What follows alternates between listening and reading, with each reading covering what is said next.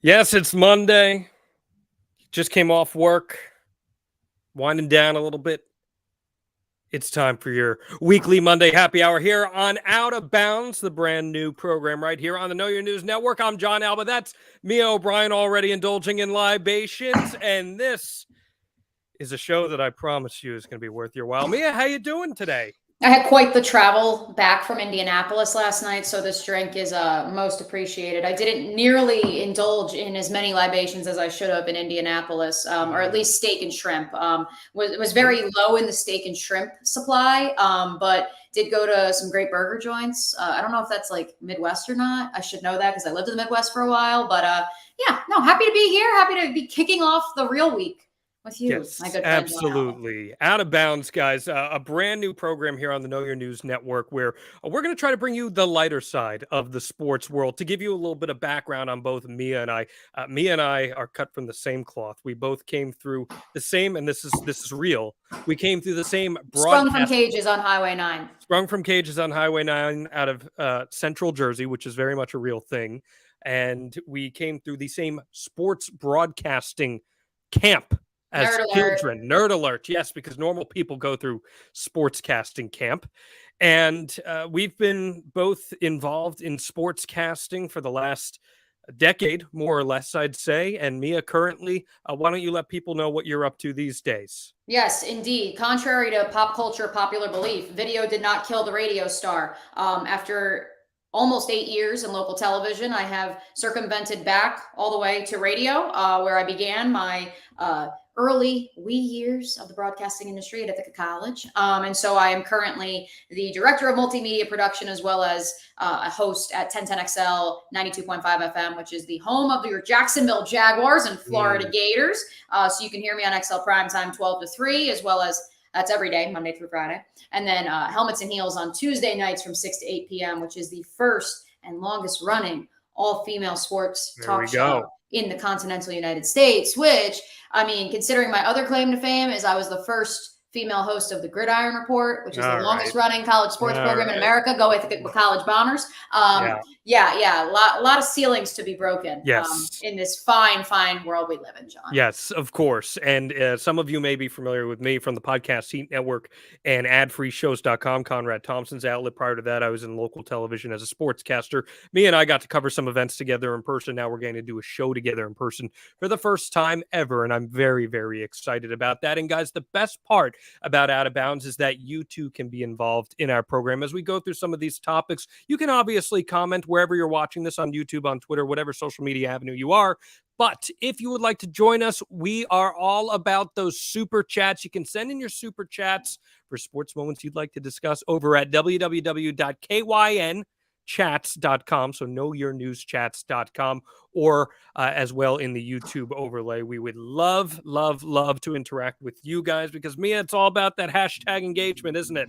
It's engagement. It's happy hour. It's a lot of H's there, but it is. It's preparation H for what's about to come. So we're going to have a weekly toast here on Out of Bounds because we're about to get a little out of bounds here. And Mia, I would like to start us off with an opening toast this week. Next week, you'll give it to us because I am very, very, very excited to be doing this with you. You and I have been in each other's peripheries for so long. Are you just toasting me? Well, I'm toasting to everyone. Okay. All right. Okay. So I'm very excited to do this with you, and I think everyone's going to enjoy a little taste of Jersey as we talk about some of the wildest and wackiest sports moments of the week. So a toast to you. I got my JMO. You got your mule. Cheers. Let's have some fun. Why don't we? My mule mixed with whatever I used to drink freshman year at Ithaca College. Love it. Okay. Here we go, Mia O'Brien. Again, we're going to be talking about the wild and the wacky in the sports world, and I can think of no better place to start than the wildest and wackiest quarterback of all time. He also happens to be the GOAT, that, of course, being TB12 himself, Tom Brady. Now, Tom Brady, Mia, as we know, he retired in the offseason, and it lasted about 2 weeks. Was it 2? I thought it was more like 3 or 4. It might have been a little longer. But it was only because Adam Schefter blew his cover, but that's another story. Well, that's what we're going to talk about, because instead Tom Brady finds himself back out on the gridiron this season. And this week he was over in Pittsburgh. And I don't know if you saw, Mia, but things got a little dicey headed towards halftime because Brady got angry. He was pissed off. See, Tom Brady's offensive line was just a little bit sluggish. They went into halftime without a touchdown in a game that they would ultimately lose 20-18. And with the final seconds ticking off the clock in the half, he had some choice words for his offensive linemen. They entered week 6, ranked 21st in the NFL with just over 20.5 points per game and 20th with 337 yards per game. Tom Brady, Mia, this is not quite looking like the honeymoon that he was hoping for and what could be his swan song. What do you make of this little blow up from TB12 here? Can I read for you the Buccaneers depth chart? I would love for you to. Left tackle, Donovan Smith. Cool. Backup, Josh Wells. Once upon a time, a Jacksonville Jaguar. Great. Old friend alert. On IR. He is the backup at left tackle as well as at right tackle. Luke Godke, rookie out of Central Michigan, left guard. That's because Aaron Sinney, the starter at left guard, done for the year. Robert Hainsey, center. The third string center for your Tampa Bay Buccaneers, because Ryan Jensen went down during training camp, is now your starter. Shaq Mason, right guard. That one was an original. And, of course, my guy, longtime friend, Tristan Wirfs, who I had close personal friend of the program. Close personal friend. His mom still follows me on Twitter. Maybe she's watching this show right now. Hey, I see a Go Hawkeyes on here on our comments. So listen, man. But yeah, no, close personal friend of the program, Tristan Wirfs. We'll have to get him on at some point. That's really when you look at this. Like, yeah, Shaq Mason's there, and like, yeah, Haney's like holding up. But in reality, when you look at this offensive line, this is not the offensive line that Tom Brady came back to play behind. And that's exactly it, right? He didn't sign up for this mess. Like, this is what you signed up for because you knew this was a risk going in. This is probably why your wife is leaving you. Because you knew that this could happen. I know it doesn't happen in Tom Brady world because everything always works out for him. But the fact of the matter is that it could happen. And it did happen. And in the span of 3 weeks of training camp, all of a sudden he's staring down the barrel of lining up behind a bunch of rookies and longtime journeymen. And that is what's happening. And moreover, when you have Leonard Fournette, who obviously in the run game was a little bit more successful yesterday against Pittsburgh, because Pittsburgh's run defense ain't that good, but who had 3 yards total a few weeks ago. And I understand he apologized to his fantasy owners, and that's great. Also a friend of the program. But the fact of the matter is that, it wasn't going to be sunshine and rainbows because there was always an opportunity that this could possibly happen. But is it possible that Brady has lived in this world of sunshine and rainbows for so long that he perhaps became enchanted with the idea of, I didn't win in what was supposed to be my last season. I need to go out on the note that I should have probably gone out on 2 years prior. My question ultimately is, Mia, is Tom Brady too old for this shit?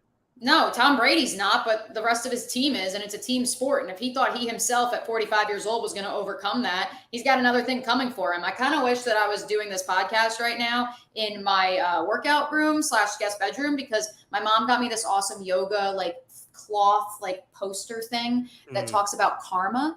And that's kind of what we're seeing. That seems like something Brady would be into also. Yes, exactly. I'm sure it's on the TB12 diet somewhere. But yeah, the fact of the matter is that, it hasn't happened in his 2 years in Tampa Bay. It didn't happen a lot in his, 20 years in New England. But guess what? It's happening now. And so there was always a chance. Let's talk about this, though. You just mentioned a whole bunch of young offensive linemen. How do you think they're feeling if they're getting reamed out by the GOAT and dad is yelling at you? He's like, guys, I told you to take the trash out. You didn't do it. And now spanking's coming. Get it together and get out there and protect my ass. You got to feel like those guys out there are probably a little intimidated by Tom Brady. I see a Go Hawks in the chat, so I don't know if I should be saying this, but this program is called Out of Bounds after all, so I'm going to say it anyways.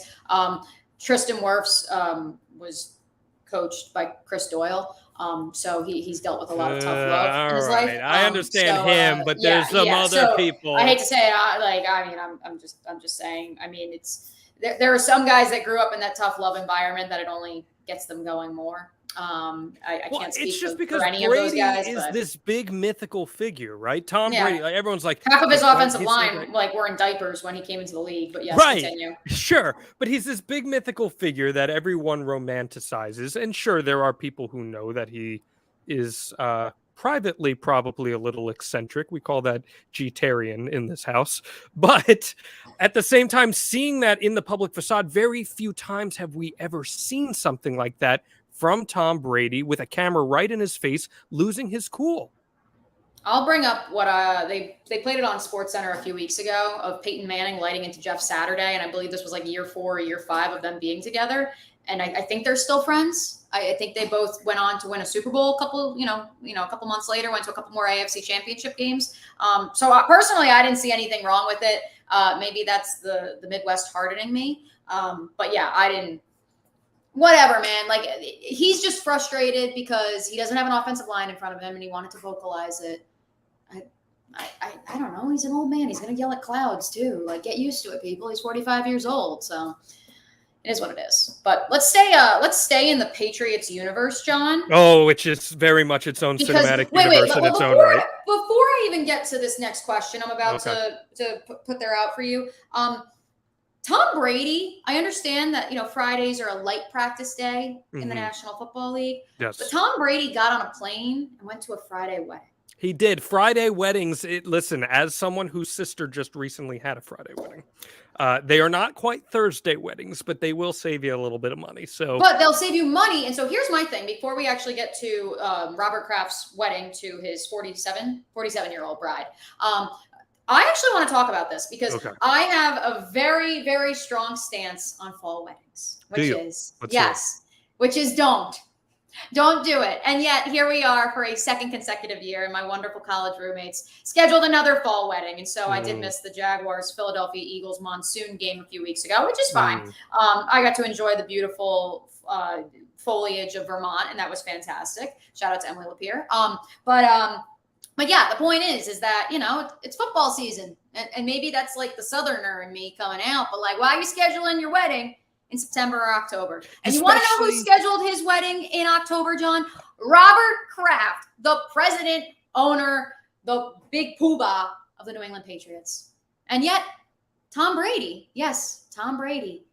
flew out after practice and went to said wedding. In his defense, though, actually, maybe it's not in his defense, they didn't know that this was a wedding. They just thought this was like a gathering for Robert Kraft, and it was like a celebration. But nonetheless, the fact that Tom Brady got on a plane, presumably from Tampa, and went up to New York for the night, like in the middle of a game week, that's really not Brady. Correct me if I'm wrong. Like that's not usually his MO. It sounds like somebody who's willing to look towards that next stage of his career and have a good time. Like, listen, I get it. And you and I can attest to this. When we were in the young stages of our local sports reporting careers, the grind was how we powered by, right? There's high school football on Friday night, Tom. Like, what are you doing, man? Right, we got to grind. Well, Tampa's got good high school football. Tom Brady's at that juncture in his life right now where, if he wants to go enjoy himself a little bit on a Friday night. Well, he's single, allegedly, so why not? Allegedly. But yeah, you're absolutely right. So Robert Kraft calls this gathering, and it turns out that it's a surprise wedding. He gets married to Dr. Dana Blumberg. 250 people are at this wedding. There's a 10-minute intro video where the couple was introduced by your boy, Al Michaels. Do you believe in miracles? Yes. Brady, well, he was there alone, as you said. No +1. Elton John. There was probably a strict no kids policy. It was a Friday night. Elton John and Ed Sheeran performed. This is a pretty extravagant wedding. So, Mia, who would be coming to your dream celebrity wedding, and what's that wedding looking like in terms of? So, are we talking like what celebrities am I inviting versus who's performing? You can include whatever, because John Bon Jovi was there. John Bon Jovi's a close friend of the Kraft family. I saw them in the tunnel one time after a Patriots. Actually, it was the Patriots playoff game when they beat the Jaguars in the AFC Championship game. Yeah. John Bon Jovi and Robert Kraft were I'm sure the yucking folks it up. In the comments, all of our potential super commenters and follows are going to love that one, especially the ones in Duval County. I already know who your answer is. So, I mean, I guess I should probably go first because I have much more of a. Well, you actually probably have a more diverse musical library than I you mean, do. I've got a pretty deep musical library Yours is in my deep. I don't know if knowledge. it's as But diverse. I'm not sure about diverse. We'll see. But by the way, guys, we want to know who you would send because Mia's about to tell us hers. KYNchats.com. Get those super chats in. You can send them on YouTube as well. We want to see what you guys have to say. Interact with us. Who would you have celebrity wise at your wedding that you're throwing as you marry someone 40 years your Junior. junior? Yeah. Yep. Okay. But Sorry, she's a Mia. doctor. She's a doctor. He's moving She's a on up in doctor. the She's world. very, Exactly. honestly, she's going to grind him a little bit. That's Mia, how I tell me feel. who you having sing at your wedding? I'm looking for my doctor. If he's in the chat, please hit me up.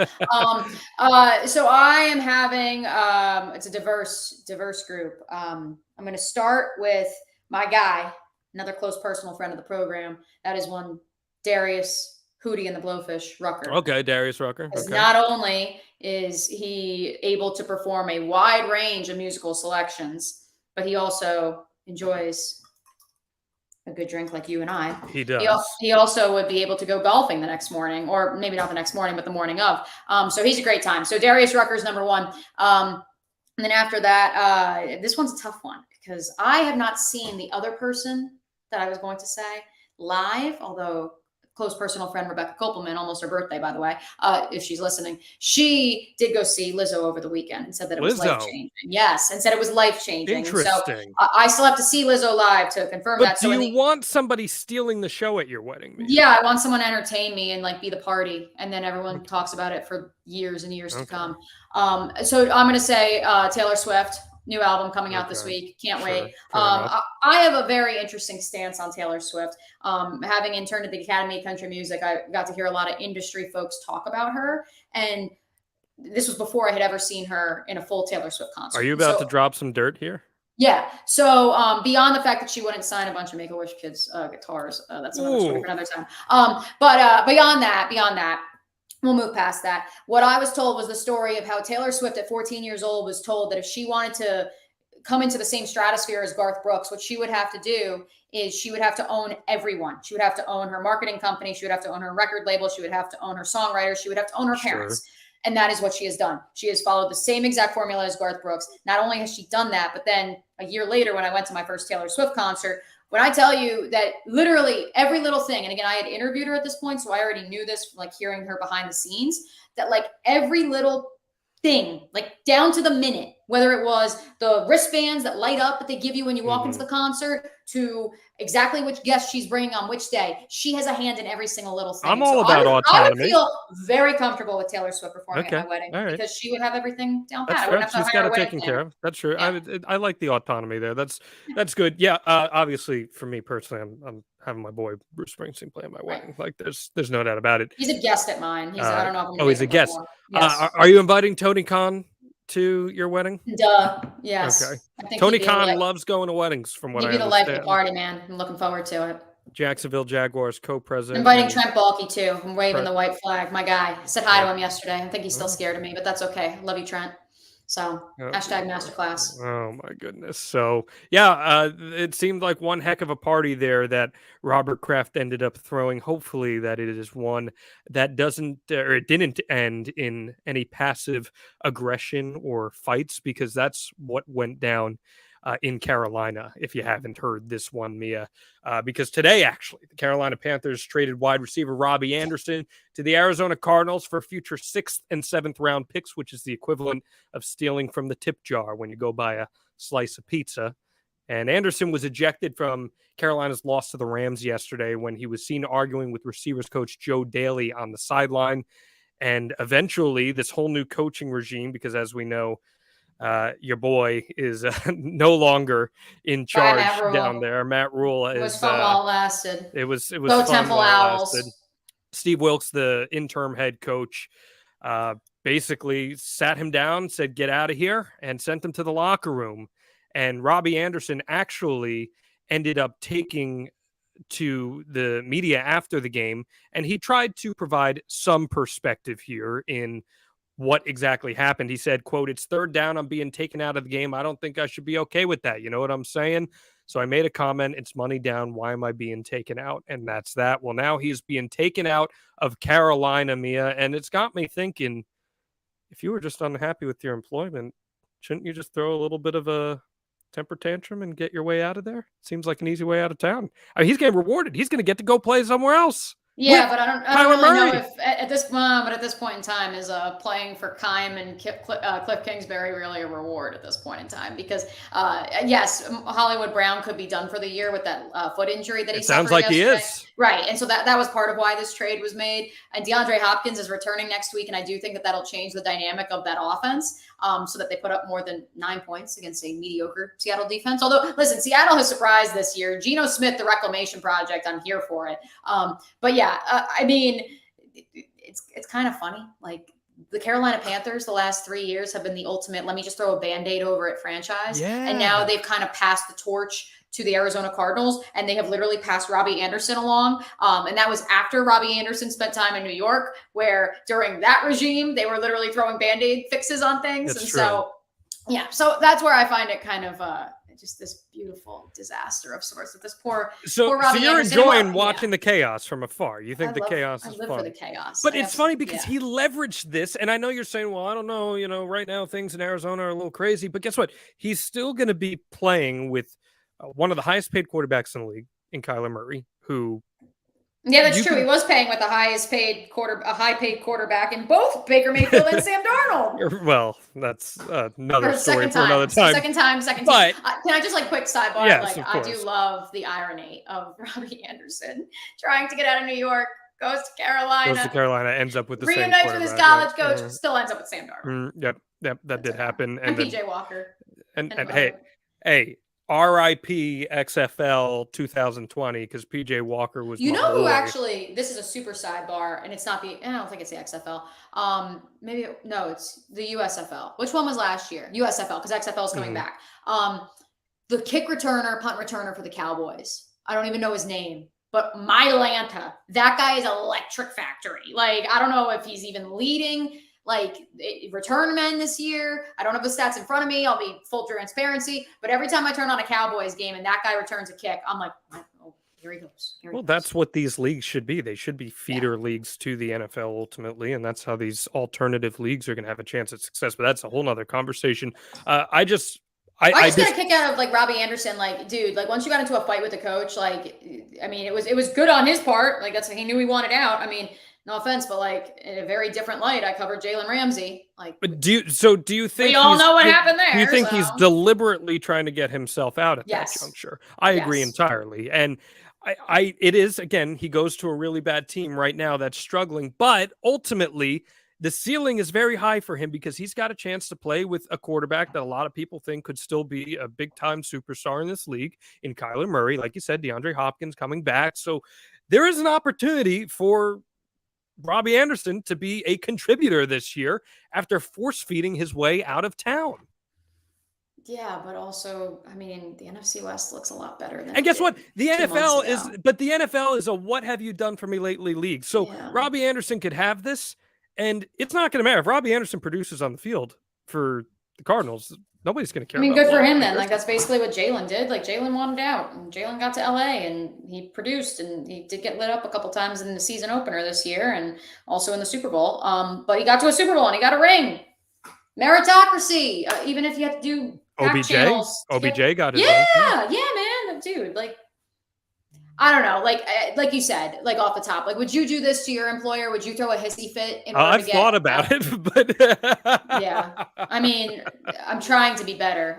In my younger years, I definitely did. Oh, those 1 a.m. phone calls between us, I know. Right, exactly. But no, I mean, I'm here for the content. And the Carolina Panthers not only are a tremendous social media team, but they also naturally have generated content over the past decade because of just one fruitless coach after another fruitless coach. So I do it. And nothing against Ron Rivera, by the way, who was tremendous. But yeah, just the comedy of errors ever since David Tepper, another great New Jersey native, ever since he took over the team. I feel bad. My dad said to me, I remember when he bought it, he's like, David Tepper's a really smart guy. And I'm like, yeah, there's a difference between being a really smart guy and being a good NFL owner. And we're about to find out. Yeah, you're not kidding on that. And we see that across the universe in all pro sports too. Yeah.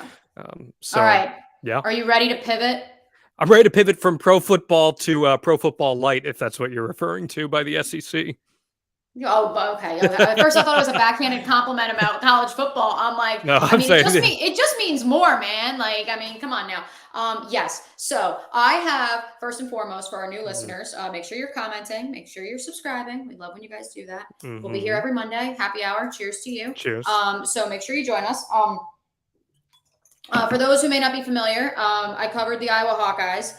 You may have heard that. I also covered the Iowa State Cyclones. So how are you fitting this into SEC? The point is that I don't have an SEC team, contrary to popular opinion. You covered the Gators. I do, but like I don't like have an affinity. Like I root for them because then I have less angry people calling me from 12 to 3 on the air. But other than that, like I don't have like an SEC team that I love. Tennessee. Speaking of content factories like the Carolina Panthers, the comedy of errors that they have been over the past decade has provided me so many laughs over the years. Again, from even more than the Carolina Panthers, from one fruitless coach to the next fruitless coach to the next. Like, I mean, McDonald's. Now you got Mr. Personality, Josh Heupel, in charge. Yeah, which actually I really do want you to chime in because you obviously have personal experience with Josh, so that'll be good for us. But the point is that I just was rooting for a great football game, and I got the opportunity to meet Josh Heupel and got to meet Hendon Hooker this summer at SEC Media Days. Got to meet Bryce Young as well.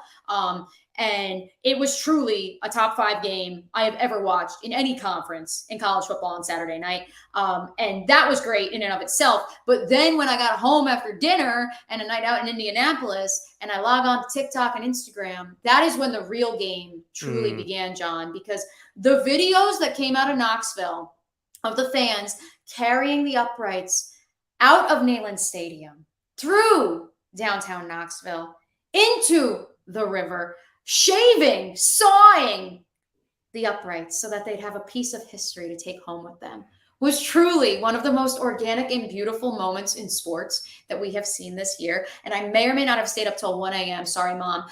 Just literally scrolling through the TikToks of all the various students and Greek fraternities that brought the uprights with them. And so, you could tell me about Josh Heupel now and how they're going to lose to Kentucky in a few weeks. But this moment was so beautiful, and I just wanted to pay homage to it. This came out on the back of a 52-49 win by Tennessee over Alabama, top dog in the country, peripherally, and for eternity. Alabama is always going to be the pro team of college football. 15 straight years. There are young people in this world that had never seen Tennessee beat Alabama, John. It's very true. So in celebration, the fans, as Mia described, hauled the goalposts from Neyland Stadium and marched them straight to the Tennessee River. The SEC fined the school $100,000 for this incident, which is very much the equivalent of a don't let it happen again. Okay. Can you imagine if they had lost, though? I mean, I think they would have been okay with it because it was a good game. But, like, we were joking when Florida played Tennessee a few weeks ago that if Florida had somehow pulled off the comeback stunner, like, people would have thrown themselves off of Neyland Stadium. Is it Neyland? Is it Neyland? I never pronounce it right. Stadium. I never pronounce it right. That's the Central Jersey and Jersey Shore coming out in me. But yeah, no, it was so beautiful. Okay, so you say it was beautiful, and here's where I thought disagree. It was amazing. Here's where I disagree, and I understand people get caught up in the culture of, it's college football. You gotta just get into it. You gotta enjoy it. You gotta let it be. It's unlike anything. The SEC rules. Everybody else sucks. Blah blah blah. Right? Okay, great. Cool. So my discrepancy with it, Mia, is that number one, rabid sports fandom is insanity because people abandon any mannerisms that they've been taught throughout their life to conduct themselves in a decent way, all in the name of cheering in unison for a team, which I think is just insanity on the surface level as is. But if we were to see any other property damage like this in any other circumstance of life, if some people just walked into the stadium arbitrarily on a Tuesday afternoon at 3 p.m. and cut down the goalposts and dragged them into a river, we would say, this is awful. How did something like this happen? But no, because Tennessee won, we're like, yeah, you cut those goalposts down. You trudge your little ass down to the river and dump it on in there because rah, we won. This is going to get boosters to donate money to us. I think that's just crazy. I'm sorry. I think it's crazy. That's because you grew up in New Jersey. No, it's So not did because I grew up I, in New but- Jersey. I would say this with anybody, aside from college football. It could be any sport. When the riots happened in Vancouver back in the Stanley Cup back in 2011, I think it was 2011, that was still absolutely insane. Sports should never propel people to act like uncultured swines. And I'm sorry, doing this is uncultured in my opinion. And the fans can remember that game for as long as they want to. That's awesome. My opinion. Don't do illegal things. This is an illegal thing, and we're like, but see, here's what I'm gonna tell you, and I understand I'm biased when I say this. When Ithaca College got beat by Cortland in 2013 on a last-minute touchdown by John Babb in the Perry Ellis of Division III football. Yeah, drink up. When they got beat, it was 2013. Yeah, so my junior year. The students in Cortland, mind you, the game was in Ithaca. The students in Cortland that didn't make the trip, 29 miles down the road. Biggest little game in the nation, biggest D3 rivalry for those of you who are wondering. They decided to start lighting things on fire. They started throwing furniture into the streets. Is that okay? That's not okay. Okay. Carrying the upright, unified together with the police literally escorting you down the road. It's insanity. Beautiful. It's a moment of unity. It's vandalism. That has been beat. I don't care. I understand now Tennessee's trying to crowdsource and get money to replace the uprights because now they don't have the money to replace them. I don't know how, because everyone should be placing money on Hendon Hooker for the Heisman and Josh Heupel to be the coach of the year. Josh Heupel, Mr. Personality. Yeah. Okay. So now getting to Josh. So let's talk about the sports part of it, because go ahead. I think, like I said, I joked, but it's true. Like, I still think they could get beat by Kentucky in a few weeks, if not Georgia, which is the obvious one because they do have to go to Athens. But I'm curious, like, for you as someone who covered UCF, to see Josh Heupel now at the height of college football nationally, number 3 in the nation. What is your reaction? Josh Heupel, when I got to cover him over at UCF, was unbelievably difficult to get anything of quality from in terms of sound bites or to display emotion. So to even see him smiling after this game was quite a visual in and of itself. He was smiling. He was certainly smiling. He's smiling when I talked to him this summer, though. But I don't know, Mia. I am really, and maybe this is John being a curmudgeon. Maybe John is just an old man. These grays here that are coming in that are highlighted by my ring light. Maybe that's just super prevalent in my personality now. I'm not sure. And you can let us know. Give us a super chat. Let us know. Say, John, you are ugly. You have grays.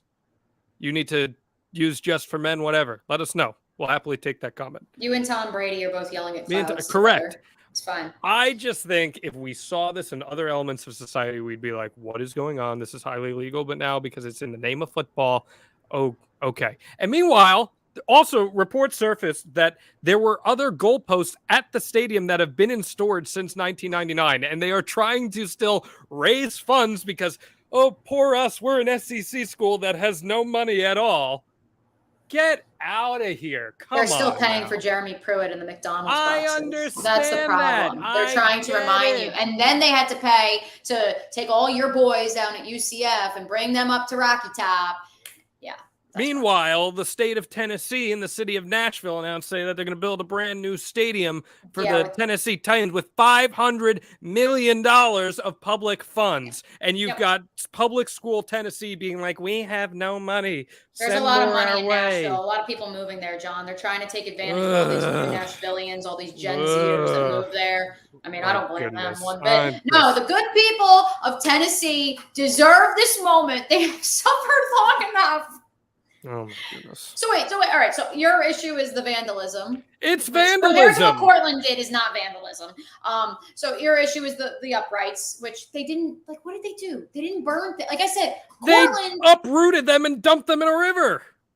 Yes, but it was ceremonial. It was beautiful. Okay, Mia. So hypothetically, the Jacksonville Jaguars win the Super Bowl, okay? Yep. Oh, it's going to happen. No, that's not what I'm saying. That's not what I'm saying. And what I mean is the uprights will be taken down. That's not what I'm saying. I'm saying the field will be in celebration of the Jacksonville Jaguars winning the Super Bowl. In celebration. Okay. The fans who just love you so much say, Mia, we are so happy that we are going to lift your car and dump it in the Atlantic Ocean, all in the name of celebration. You're good with that? Yeah, honestly, because at that point, like, I would be put on the national map, I would think, as a local radio Oh my personality goodness. at the flagship Always station. about the brand. Always about the Shout brand. out to all my sponsors and clients. Okay, One of them right. will get me a new car. I'm not really worried. Okay. So, All I mean, about if the the brand. Jaguars I got win, you. but yeah, I'm not worried. Okay. All right.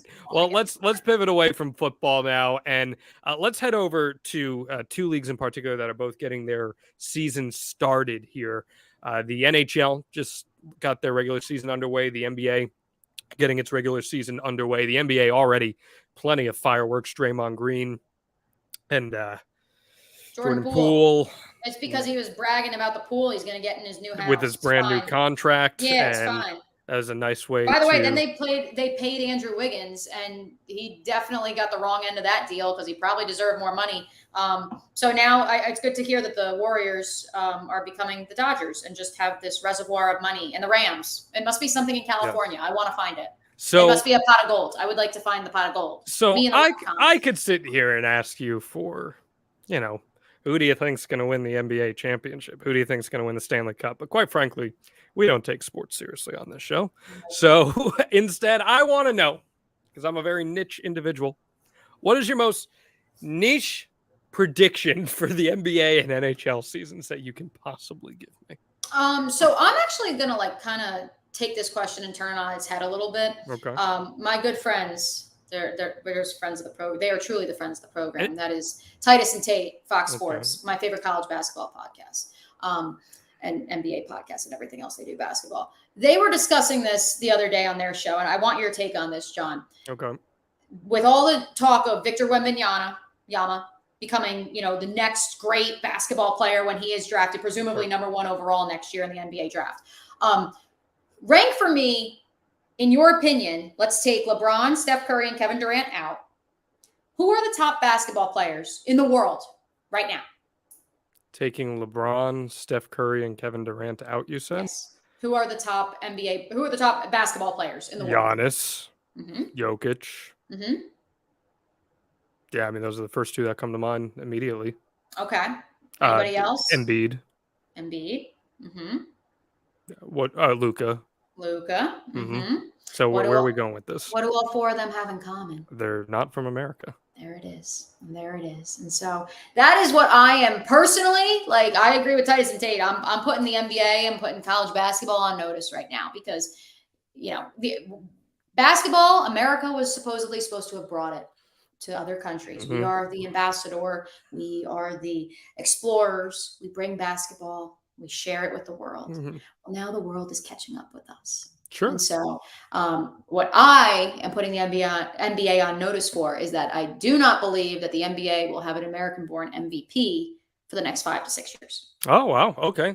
Yes, all right. Because I believe that Luka Doncic, Giannis Antetokounmpo, Nikola Jokic, the reign just continues. Sure. And if Wembanyama ends up as good as everybody says he's going to be, then all the more reason. And so I think that then it's kind of weird because it's almost, and I played soccer, obviously, growing up, as you know, and we're seeing it in women's soccer as well. Another sport where the United States was truly the ambassador and made it a global sport. And now we're seeing other countries catching up with the United States. And so not that that's a bad thing, because competition is not a bad thing, but I think it is going to force basketball in the United States, women's soccer in the United States, kind of reevaluate where it is and how it's developing and what schemes it's implementing. Because let's be real, we saw it at the Olympics. The French play a very different style of basketball than the Americans do. Does that force us to change how we play and moreover, how we develop young talent? Well, and I think we also see the difference now that we're going to be losing one and done. To the G League Ignite is like a real thing now where guys can come in and get that immediate development under the NBA umbrella. And I do think that changes things, but I'll build off this. And my niche prediction here is that we are going to see the biggest tank job in NBA history this year. By who? Whoever that comes. Somebody for Wembanyama. We'll find someone. Not for Scoot. Not for someone. Scoot. Not for Scoot. Anderson. Someone will not put on for Scoot. The biggest tank job in NBA history this year. Like Trevor Lawrence in the NFL? Akin to that, where it will be so painfully obvious, and they will play their luck. They will press their luck with the draft lottery, because the draft lottery really is in place to try to prevent those things from happening. But some team, whomever it may be, will put that effort in to show a lack of effort, and I believe that is going to be my prediction. I'm saying like a team that. Remember that Nets team from maybe 10, 12 years ago that like won nothing? They won like 11 games. I remember I it very think well. we're going to see like where Sly the Fox is ready to take the floor. I think we're ready to see something like that again in the NBA, and everyone will know it's coming. Do you have a prediction of which team it will be? Ooh. Because that's the thing is like the Thunder don't need to. Well, the Thunder got all the picks in the world. Yeah, they have all the picks in the world, so they don't need to. They really don't need to. The Rockets are getting better, so I don't know. They have a lot of picks.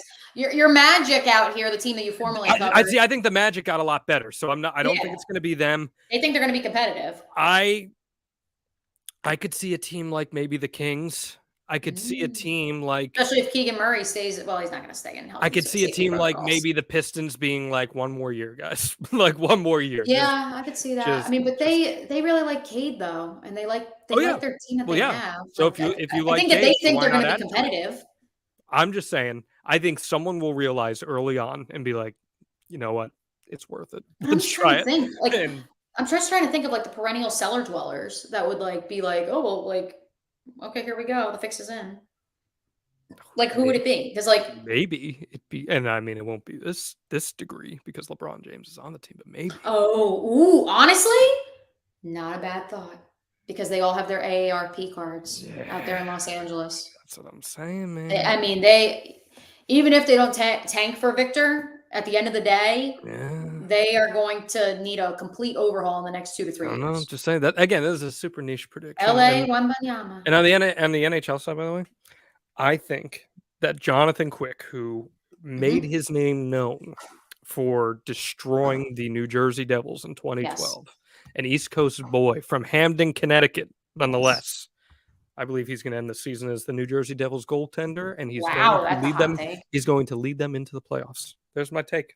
You want to know what I'm Googling right now? Oh, I forgot about him. Dustin Brown, part of the Stanley Cup runs for the LA Kings. Do you know where he's from? He's from Ithaca, New York. Okay, that's great. Of course. Out there. Of course. No, my hot prediction is that the Devils are actually going to contend. Okay, you think the New Jersey Devils are contending? I feel like they're the 76ers of the mid-2010s. Yeah, that's what I trust in the process. Listen, when you have this many top 5 draft picks, like it's got to work out at some point. Okay. It has to. There's no way. I mean, I don't know. All right. I also cover the Jaguars, so what do I know? You do. Well, Mia, we got about 7 more minutes here, and we got one more topic to hit on. Why don't you tell us all about it? Because I know when you saw this, you were all about this. Oh, I watched it live, and I'm not going to lie, John. As I was watching the NLDS last week between the Padres and the Dodgers, and the Padres were in command, and then all of a sudden, there's a goose. Or was it a duck? We don't know. I think that's a goose. Sort of bird. I think, look at the size. It looks like the weird birds that I sometimes see in downtown Jacksonville, except they have more of a red beak. And so it just appeared on the field, and multiple at-bats passed, and the duck was unaware. The ball went right past him, went down in between. It split the first and the second baseman. You're assuming it's gender right now, just for the record. I am.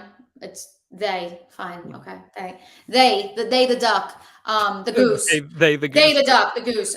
So it split the first and second baseman. He sat there. He was unflinched. And then finally Gavin Lux roped one, and then he finally made a move. But yes, I'm not going to lie, John. I don't know how you were feeling in the moment, but I was like, if the Dodgers somehow pull this off right here with the goose, like we are about to see a new pop cultural phenomenon. Well, the Padres were like, ha ha, the goose cursed you, Dodgers. Okay.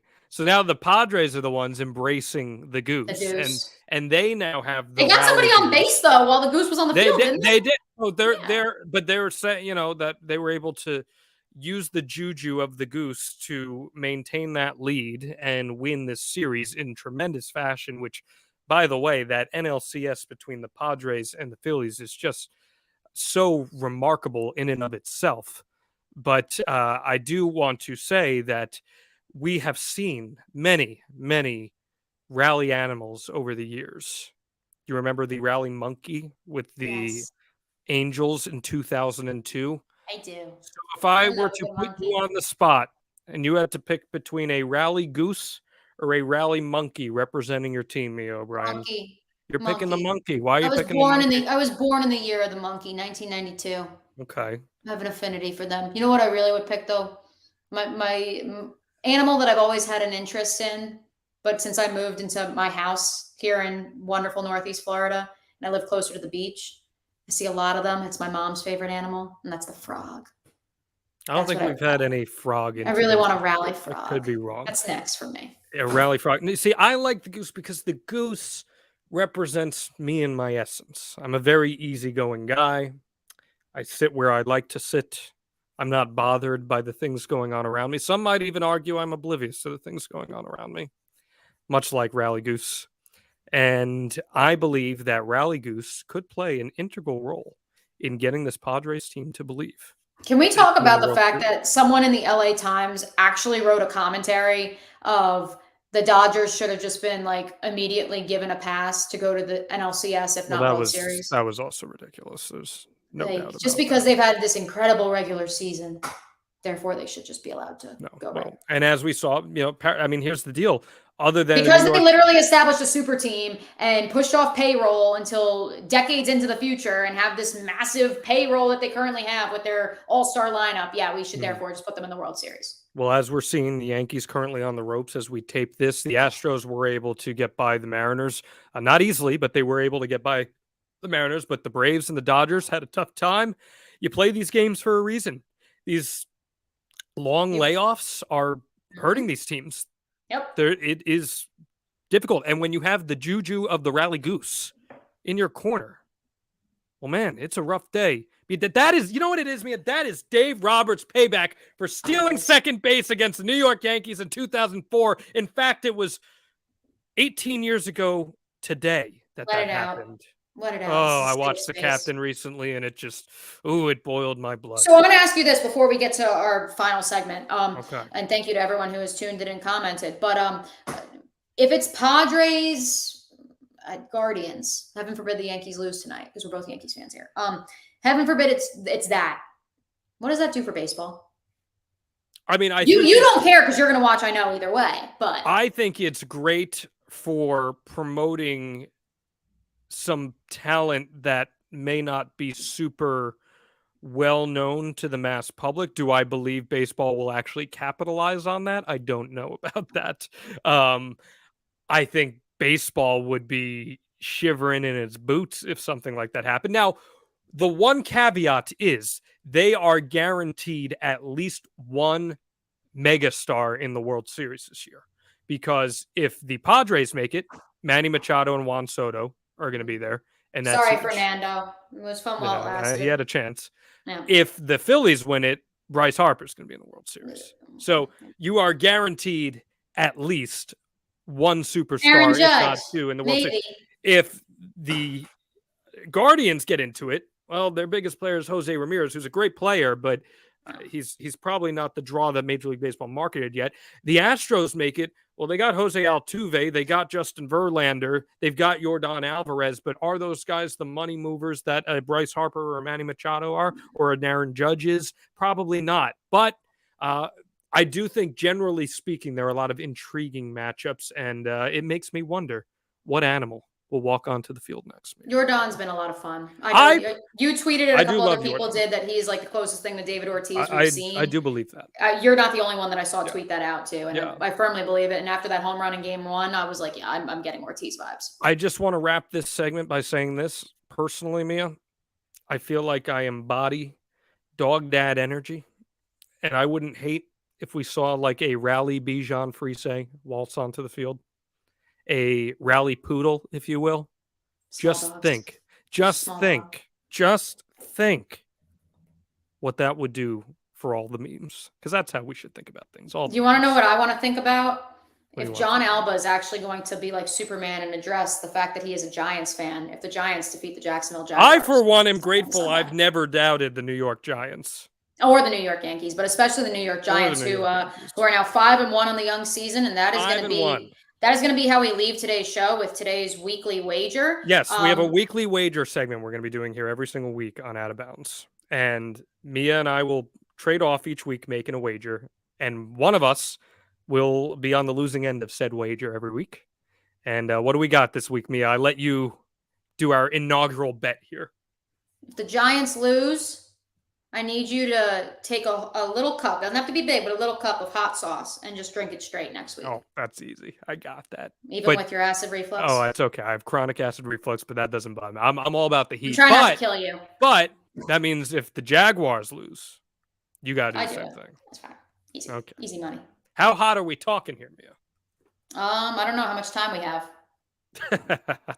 We are running out of time here on Out of Bounds, but you can check with us next week. We're going to be with you every single Monday here at 6 p.m. Eastern Standard Time. We are so grateful for you guys tuning into this show. It really has been a blast. You can check out our socials on the Know Your News Network, Facebook.com/Know Your News, TikTok.com/Know Your News, Instagram.com/Know Your News, and Twitter.com/Know Your News. And of course, our website, knowyournews.com. Get in your super chats. If you didn't get it on air this week, we can read it next week. KYN chats, knowyournewschats.com. Mia, anything else you want to plug here this week as we wrap up episode 1 of Out of Bounds? I just want to thank everyone at Know Your News for the opportunity to literally have the conversation that John and I do on the phone. We're on the phone anyway, right? In a broadcast platform. Truly a dream come true, and cheers, everybody. Yes, cheers to all of you. Thank you so much for tuning in. We'll see you next week right here on Out of Bounds.